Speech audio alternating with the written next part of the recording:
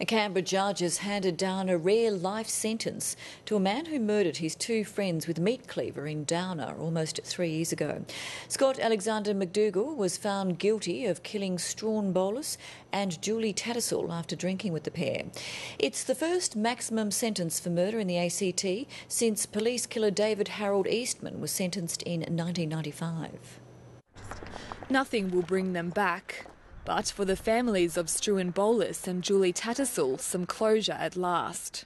Today, I think, was the most just and appropriate sentence that Justice Gray could have handed down, and my family and I are really grateful.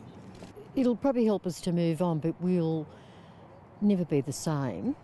In March, Scott Alexander McDougall was found guilty of murdering Mr Bolus and Miss Tattersall at a house in Downer in September 2008.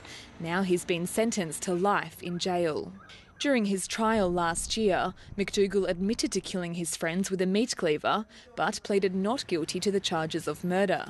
The 37-year-old said Mr Bolus came at him and he acted in self-defence. But the prosecution called it a frenzied and ferocious attack.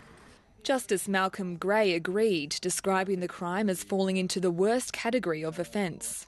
McDougall gave in to a frenzied bloodlust and killed his friends in a most brutal way. The court heard the killer had been released on parole from a Queensland jail only months before the murders.